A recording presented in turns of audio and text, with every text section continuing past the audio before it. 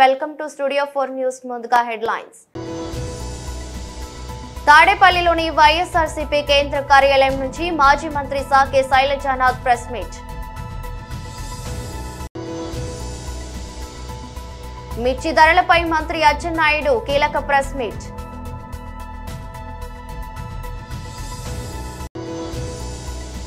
MLC ఎన్నికల ప్రచారంలో అధికారులకు ఈటెల వార్నింగ్.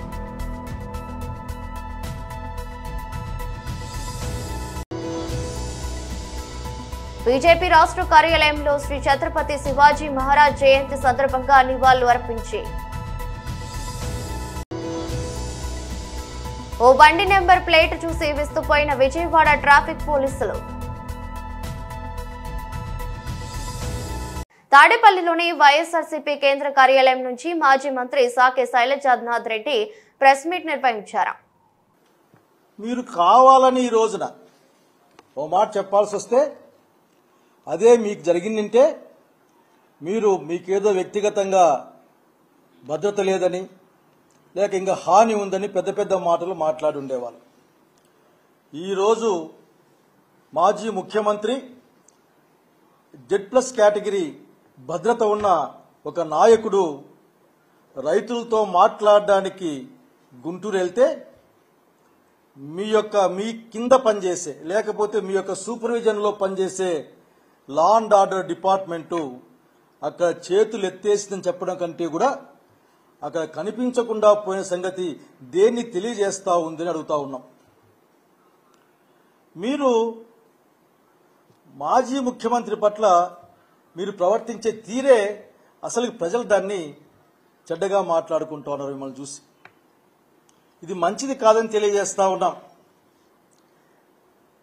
అసలు మీరు ఏమనుకుంటున్నారో నాకు అర్థం కావడంలే. మీకు కావలసిన వాళ్ళ చేత 11 సీట్లని అట్లా ఇట్లా ఎద్దేవా చేయిస్తూ ఉంటారు. ఒక విషయాన్ని స్పష్టంగా చెప్పాలనుకుంటా ఉన్నాం.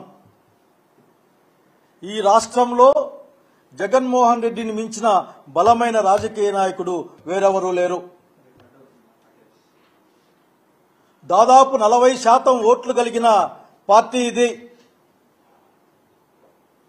మీరు కూటమి పేరు మీద మీరు సేన వాళ్ళు అర్థ బీజేపీ అంతా కలిస్తే కూడా వచ్చిన ఓట్లు తప్పనిస్తే సింగిల్ లార్జెస్ట్ అంటే స్ట్రాంగెస్ట్ పార్టీ ఉంటుంది వైఎస్ఆర్సీపీ రాష్ట్రంలో. నాయకుడు జగన్మోహన్ రెడ్డి గారు దాన్ని మీరు గుర్తించినా నిరాకరించినా సరే అక్కడికి హాజరైన అశేష జనవాహిని తెలియజేస్తుంది జగన్మోహన్ రెడ్డి గారి పట్ల ఆంధ్ర రాష్ట్ర ప్రజానీకానికి ఉన్న నమ్మకం ఏంది, భరోసా ఏందన్న విషయం పట్ల. నేను పోలీసు వాళ్ళని కూడా అడుగుతా ఉన్నాను. ఈ మధ్య అర్థం కావడం లేదు మాలాంటి వాళ్లకు. వ్యవస్థలు రాష్ట్రాల్లో పనిచేస్తాయి, వ్యవస్థలు పార్టీల కోసం పనిచేయం. వ్యవస్థలు పార్టీల కోసం పనిచేయాల్సి వస్తే అప్పుడు యూపీఎస్సీలో పెట్టుకోవాలి ఎగ్జామ్. తెలుగుదేశం పార్టీకి వీళ్ళు ఎస్పీలు వీళ్ళు ఐఏఎస్లని, అట్లా ఇంకొక పార్టీకి వీళ్ళు ఎస్పీలు ఐఏఎస్లని యూపీఎస్లో ఆ కాలం పెట్టి టిక్ చేయించుకోవాలి. మీరు దయచేసి ఇప్పటికైనా మారమని కోరుతా ఉన్నాం. అనేక విషయాలు మాట్లాడాల్సి వస్తుంది. ఆ విషయాలన్నీ మాట్లాడడానికి సందర్భం కూడా కాదనుకుంటున్నా నేను. ఈ రోజున జగన్మోహన్ రెడ్డి గారు రైతులని పరామర్శించడానికి పోవడానికి మీకున్న ఇబ్బంది ఏందో నాకు అర్థం కాదు, కానీ అర్థం చేసుకునే ప్రయత్నం చేస్తా ఉన్నాం. ఎందుకంటే ఇప్పటికి కూడా రైతు పట్ల జగన్మోహన్ రెడ్డి గారు మిర్చి యార్డుకు పోతే తప్ప మీకు ఏమాత్రం కూడా గుర్తు లేకుండా ఇప్పుడు ఉత్తరం రాస్తారు కేంద్ర ప్రభుత్వానికి, రాసే ప్రయత్నం చేస్తారు. రైతాంగం మిర్చి ధరలపై మంత్రి అచ్చెన్నాయుడు కీలక ప్రెస్ మీట్ నిర్వహించారు. అధికారంలో ఉన్న ప్రతిపక్షంలో ఉన్న నిరంతరం ప్రజల పక్షాన పనిచేసినటువంటి వ్యక్తే నిజమైనటువంటి ప్రజానాయకుడని చెప్పి మనందరికి కూడా తెలుసు. గత 5 సంవత్సరాలు హ్యూజ్ మ్యాండేట్ వచ్చింది. 151 స్థానాలతో ఒక వ్యక్తి ఈ రాష్ట్రానికి ముఖ్యమంత్రి అయ్యాడు. అధికారం ఉన్నటువంటి 5 సంవత్సరాలు కేవలం ప్యాలెస్కే పరిమితమై ఈ రాష్ట్రంలో ఏమి జరుగుతుంది, ప్రజలు ఏ ఇబ్బందులు పడుతున్నారు, అటు పత్రికలు కానీ మీడియా కానీ ప్రతిపక్షాలు కానీ ఎంత గోచించినా సరే ఒక్క రోజు కూడా వెళ్ళి చూసినటువంటి సందర్భాలు లేనటువంటి నాయకుడు, ఇటువంటి నాయకుడు ఈ రాష్ట్రంలో ఉండకూడదు, ఇటువంటి వ్యక్తి అసలు రాజకీయాలకే పనికిరాడు అని చెప్పి 5 కోట్ల మంది తెలుగు ప్రజలు మొన్న జరిగినటువంటి ఎన్నికల్లో చిత్తుగా ఓడించి ఇంటికి పంపించిన విషయాన్ని ఒక్కసారి గుర్తు చేస్తున్నాను.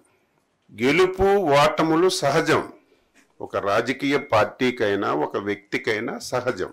ఎవరమైనా సరే ఓడిపోయేటప్పుడు ఎందుకు ఓడిపోయాం, కారణాలు ఏమిటని అన్వేషించుకొని ముందుకెళ్ళాలి. కానీ ఈరోజు ఆ వ్యక్తి పరిస్థితి చూస్తుంటే, మాటలు వింటుంటే ఆ వ్యక్తి పూర్తిగా స్థితి పూర్తిగా లేనటువంటి వ్యక్తిగా మాట్లాడుతున్నాడు.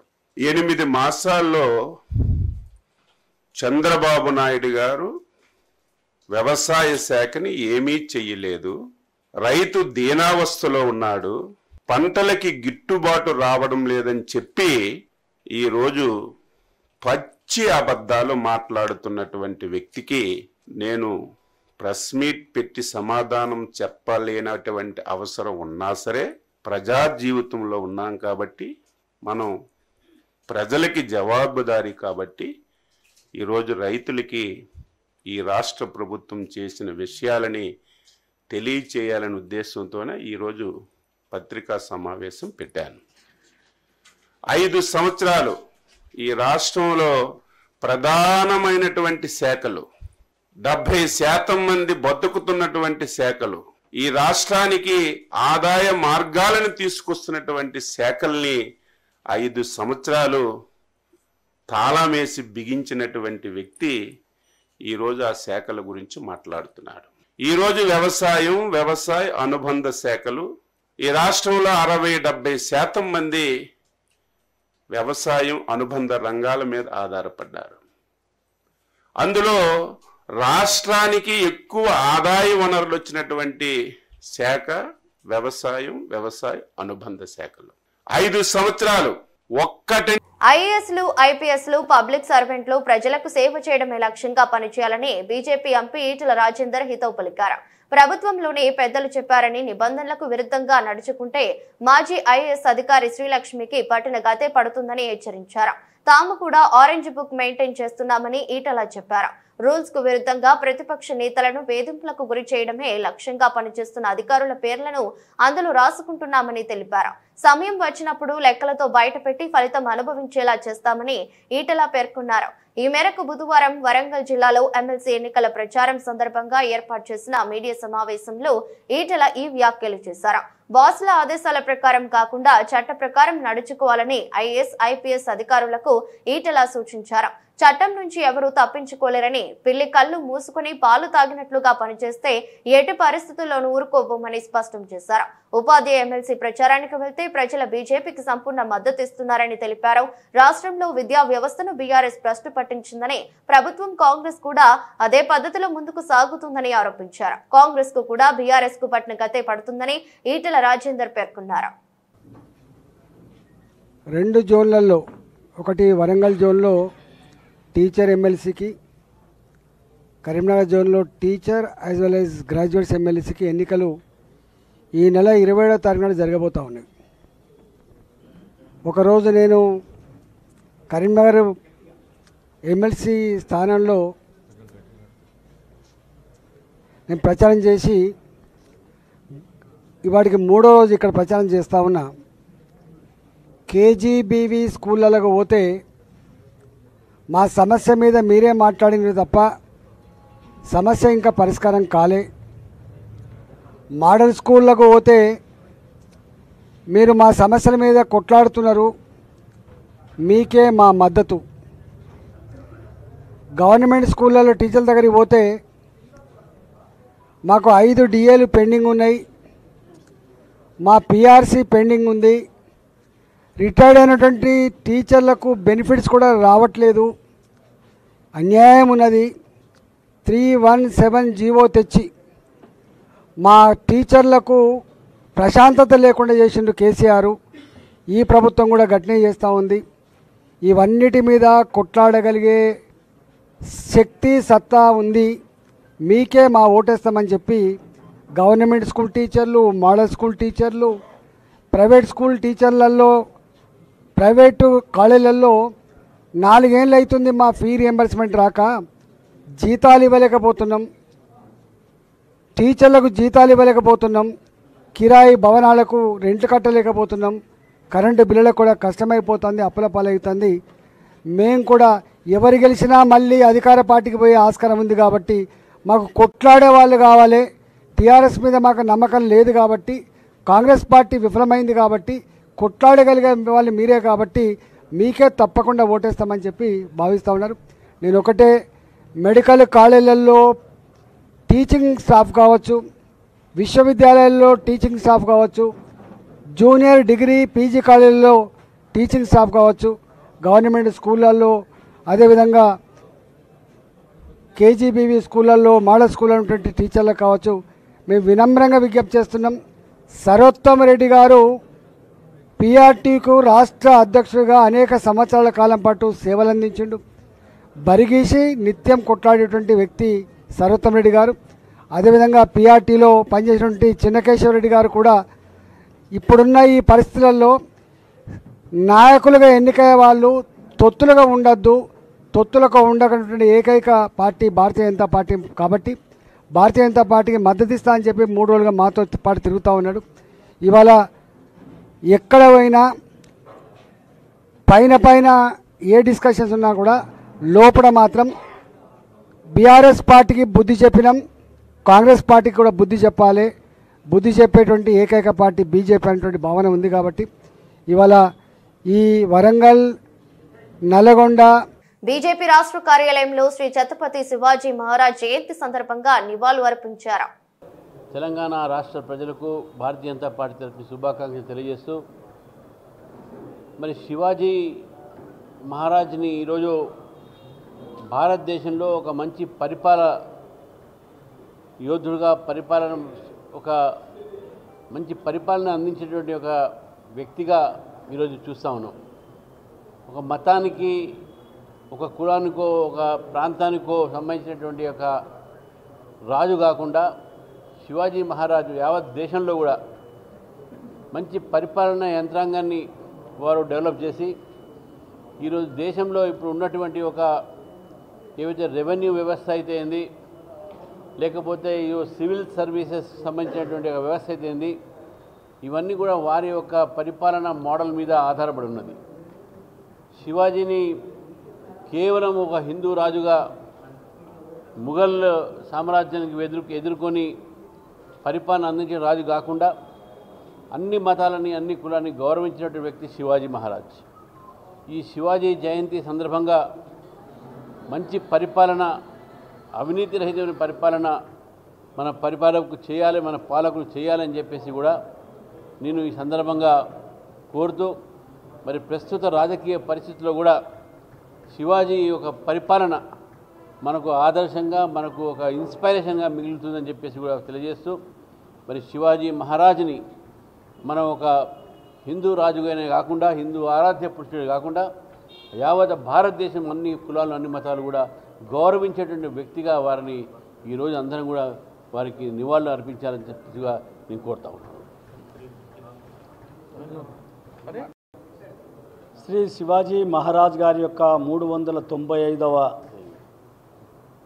జన్మదిన శుభ సందర్భంలో యావత్ భారతదేశంలో ఉన్నటువంటి ప్రజానికానికి అందరికీ కూడా, ఇతర దేశాలలో ఉన్నటువంటి భారతీయులందరికీ కూడా నేను శుభాకాంక్షలు తెలియపరుస్తున్నాను భారతీయ జనతా పార్టీ తరఫున. ఈ దేశంలో ఉన్నటువంటి ప్రస్తుత 29 రాష్ట్రాలలో ఏ రకంగా పరిపాలన ఉండాలని ఆనాడు 395 సంవత్సరాల తర్వాత క్రితము తను ఏదైతే యావత్ సామ్రాజ్యానికి అధిపతిగా ఉండి ఏ రకంగా సేవలు అందించాలి, ఇంతకుముందు మా రామచంద్రరావు గారు చెప్పినట్టు డిఫెన్స్ ఏ రకంగా ఉండాలి, రక్షణ రంగం ఏ రకంగా ఉండాలి, వైద్య రంగం ఏ రకంగా ఉండాలి, విద్యారంగం ఏ రకంగా ఉండాలి, సివిల్ సర్వీసెస్ ఏ రకంగా పనిచేయాలి, రాజకీయ నాయకులు నిస్వార్థ భావనతో ఏ రకంగా పనిచేయాలి, ప్రజలకు సేవ చేసేటటువంటి అంకిత భావంతో ఏ రకంగా పనిచేయాలి అనేటటువంటి ఆదర్శవంతమైనటువంటి పరిపాలన నడిపించి అంచెలంచెలుగా ఇప్పటి ఈ సంవత్సరంలో నడుస్తున్నటువంటి రాజకీయ నాయకులకు అందరికీ కూడా అందరు రాష్ట్ర ముఖ్యమంత్రులకు దేశ ప్రధాని కూడా ఈనాడు మన నరేంద్ర మోదీ గారు నడుస్తుంటే ఏ రకంగా శివాజీ గారే కనిపిస్తుంటారు వాళ్ళు. విజయవాడలో ట్రాఫిక్ పోలీసులు విధి నిర్వహణలో బండిని దానికి ఉన్న నెంబర్ ప్లేటును చూసి విస్మయానికి గురయ్యారు. ఆ బండి నెంబర్ ప్లేటుపై నెంబర్కు బదులుగా మాఫియా అని రాసి ఉంది. బెజవాడలోని ఓ సర్కిల్ వద్ద ట్రిపుల్ రైడింగ్ ను గమనించిన ట్రాఫిక్ పోలీసులు ఆ బండిని ఆపారు. నెంబర్ కోసం చూడగా మాఫియా అని రాసి ఉన్న అక్షరాలు కనిపించాయి. ఈ నెంబర్ ప్లేటు ఏంది తమ్ముడు, ఇన్షూర్డ్ బై మాఫియా అని రాసి ఉందేంట్రా, ఇదేం నెంబర్ ప్లేటురా, నేనెప్పుడు చూడలేదు, కొత్తగా ఉంది. ట్రాఫిక్ పోలీసు ఆశ్చర్యం వ్యక్తం చేశారు. మాఫియా అయిందిరా, ఏ మాఫియారా మీరు అంటూ ప్రశ్నించారు. అంతేకాదు బైక్ సైలెన్సర్ ను కూడా మోడిఫై చేసి ఉండటం గుర్తించారు. కాగా బైక్ ను ఇటీవలే వేరే వ్యక్తి నుంచి కొనుగోలు చేశారని, అయితే నెంబర్ ప్లేటును మార్చకుండా అలాగే ఉంచానని సదరు బైకర్ వెల్లడించారు. దాంతో ట్రాఫిక్ పోలీసులు అప్పటికప్పుడు ఆ కుర్రాన్ని ఇంటికి పంపించి నెంబర్ ప్లేట్ తెప్పించి అక్కడే రోడ్డుపైనే బండికి బిగించారు. దీనికి సంబంధించిన వీడియో ఇప్పుడు వైరల్ అవుతుంది. తాజాగా విడుదల చేసిన ఐసీసీ వన్డే బ్యాటింగ్ ర్యాంకింగ్స్ లో team India star player Shubman Gill అగ్రస్థానం దక్కించుకున్నారు. ఇటీవల స్వదేశంలో ఇంగ్లాండ్ తో జరిగిన 3 వన్డేల సిరీస్ ఈ యువ బ్యాటర్ అద్భుతంగా రాణించిన విషయం తెలిసిందే. ఆ అద్భుత ప్రదర్శన కారణంగా నెంబర్ 1 గా ఉన్న పాక్ స్టార్ ఆటగాడు బాబర్ ఆజమ్ ను వెనక్కి నెట్టి గిల్ అగ్రస్థానం కైవసం చేసుకున్నాడు. 796 రేటింగ్ పాయింట్లతో గిల్ నెంబర్ 1 ర్యాంక్ దక్కించుకోగా 773 రేటింగ్ పాయింట్లతో బాబర్ 2వ స్థానానికి పడిపోయాడు. గిల్ వన్డే క్రికెట్ లో నెంబర్ 1 ర్యాంకింగ్ ను దక్కించుకోవటం ఇది రెండోసారి. అటు గిల్ తర్వాత టాప్ 10లో 3 భారత ఆటగాళ్లు చోటు దక్కించుకున్నారు. టీమిండియా కెప్టెన్ రోహిత్ శర్మ 3వ స్థానంలో నిలిచాడు. అలాగే విరాట్ కోహ్లీ 6 ర్యాంకు దక్కించుకోగా శ్రేయస్ అయ్యర్ 1 ర్యాంకు మెరుగుపరుచుకుని 9వ స్థానానికి ఎగబాకాడు. కాగా ఇటీవల ఇంగ్లాండ్ తో ముగిసిన 3 మ్యాచ్ల వన్డే సిరీస్ లో గిల్ అద్భుతంగా ఆడాడు. నాగ్పూర్ లో జరిగిన మొదటి మ్యాచ్ లో 96 బంతుల్లో 87 పరుగులు చేశాడు. కటక్ లోని బారాబతి స్టేడియంలో జరిగిన 2వ వన్డేలో 52 బంతుల్లో 60 రన్స్ బాదాడు. ఇక అహ్మదాబాద్ లోని నరేంద్ర మోదీ స్టేడియంలో జరిగిన ఆఖరిదైన 3వ వన్డేలో గిల్ సెంచరీతో అదరగొట్టిన విషయం తెలిసిందే. అలాగే అయ్యర్ కూడా 3 మ్యాచ్లలో వరుసగా 59, 44, 78 పరుగులు చేసి సత్తా చాటాడు. రేపటి నుండి పసుపు రైతుల రిలే నిరాహార దీక్షలు చేస్తామని పసుపు రైతులు వినోద్ రెడ్డి, వెల్మా ముత్యం రెడ్డి, నక్కల రాములు, వన్నెల గంగారెడ్డిలు ఆర్మూర్ మున్సిపల్ పట్టణ కేంద్రంలోని ప్రెస్ క్లబ్ భవనంలో ఆదివారం రోజు పాత్రికేయుల సమావేశం నిర్వహించారు. ఈ సందర్భంగా మాట్లాడుతూ రైతులకు పసుపు మద్దతు ధర 17,000 పెంచాలని, ప్రస్తుతం ఉన్న ధర 10,000 రైతులకు గిట్టుబాటు కావడం లేదని, రైతులకు పసుపు ధర పెంచి ఆదుకోవాలని ప్రభుత్వాన్ని డిమాండ్ చేశారు. 17 ఫిబ్రవరి రేపటి నుంచి 21వ తేదీ వరకు 5 రోజుల పాటు రిలే నిరాహార దీక్షలు ఆర్మూర్ అంబేద్కర్ చౌరస్తాలో శాంతియుతంగా నిర్వహిస్తామని తెలిపారు. ఈ రిలే నిరాహార దీక్షలకు పసుపు రైతులు పెద్ద ఎత్తున మద్దతు పలుకుతూ హాజరు కావాలని కోరారు. ఈ సమావేశానికి వచ్చిన పాత్రికేయ మిత్రులందరికీ స్వాగతం, సుస్వాగతం. ఈనాటి ఈ ముఖ్య ఉద్దేశం ఏంటంటే పసుపు మద్దతు ధర 17,000కై రైతుల నిరాహార దీక్షల గురించి ఉద్దేశము. రేపు ఉదయం 10 గంటలకు 11 గంటల 30 నిమిషాలకు అంబేద్కర్ చౌరస్తా వద్ద ఏసీబీ గారి అనుమతితో 5 రోజులు శాంతియుతంగా టెంట్ కింద రైతులతో రిలే నిరాహార దీక్షలు. గత సంవత్సరం 15,000 ధర పసుపు ధర పలికింది. ఈ సంవత్సరం నిన్నటి రోజున 10,800 పలికినది. పంట ఖర్చులు పెరిగినాయి. 1 ఎకరానికి 1,50,000 రూపాయల ఖర్చు అవుతుంది 1 ఎకరం పండించడానికి. ఆర్మూర్, బాల్కొండ, నిజామాబాద్ రూరల్, నిర్మల్, మెట్పల్లి అసెంబ్లీ నియోజకవర్గ పసుపు పండించిన రైతులతో రిలే నిరాహార దీక్షలు. రేపటి కార్యక్రమానికి అన్ని గ్రామాల రైతులు తరలివచ్చి రిలే నిరాహార దీక్షలో పాల్గొనాలని కోరుచున్నాము. గత సంవత్సరము ఇదే పసుపు 15,000 ధర పలికింది. కానీ నేడు 10,000 మార్కెట్లో పలుకుతుంది. నిన్నటి ధర. అయితే ఇది రైతులకు సరైన ధర కాదు, రైతులకు గిట్టుబాటు కాదు. 1 ఎకరం పసుపు పండించడానికి 1,00,000 రూపాయల ఖర్చు అవుతుంది. దాని ధరను పోల్చుకుంటే రైతు ఏం లాభపడింది లేదు. ఈ విషయాన్ని ప్రభుత్వాల దృష్టికి తీసుకురావడానికే రేపు రిలే నిరాహార దీక్షలు నిర్వహించడం జరుగుతుంది. ఏసీపీ గారి అనుమతితోనే ఈ కార్యక్రమాన్ని నిర్వహిస్తున్నాము. ఈ కార్యక్రమంను శాంతియుతంగా ఎలాంటి గొడవలు లేకుండా నిర్వహిస్తాము. ధర్నాలు కానీ రాస్తారోకలు కానీ ఏమి లేవు. శాంతియుతంగా టెంట్ కింద రైతులు రిలే నిరాహార దీక్ష నిర్వహిస్తారు. తమ డిమాండ్లను ఎలక్ట్రానిక్ ప్రింటింగ్ మీడియా ద్వారా ప్రభుత్వానికి తమ డిమాండ్లను తెలియజేస్తారు.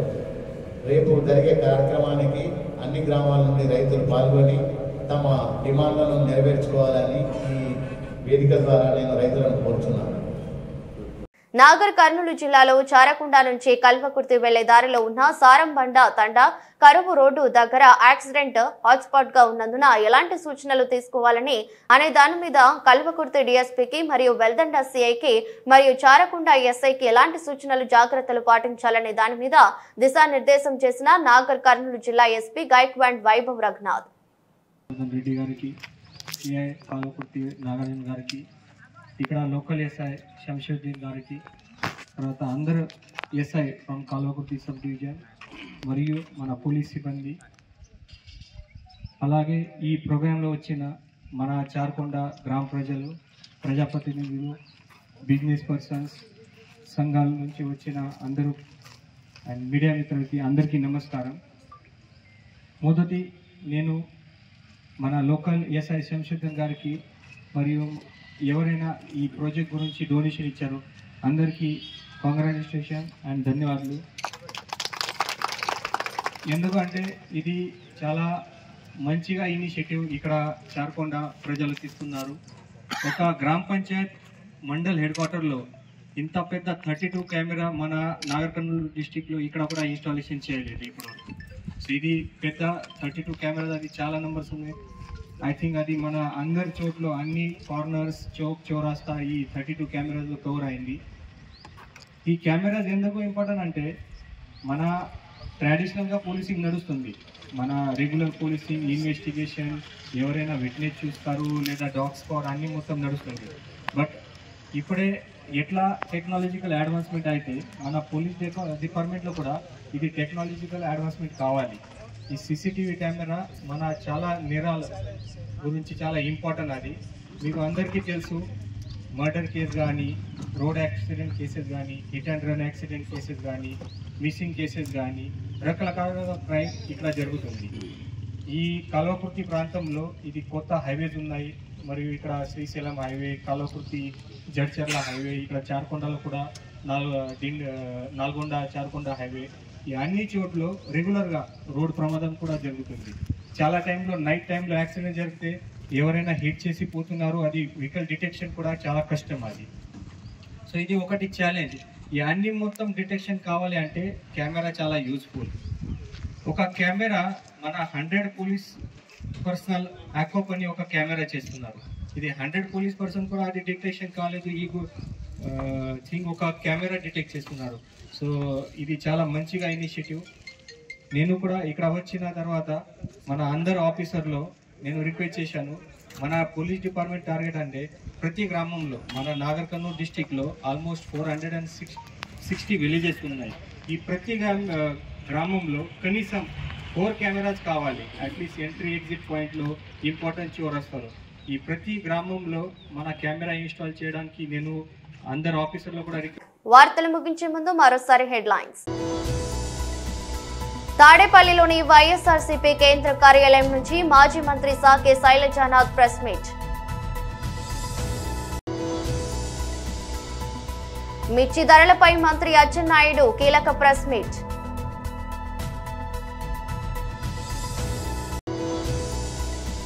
ఎమ్మెల్సీ ఎన్నికల ప్రచారంలో అధికారులకు ఈటెల వార్నింగ్.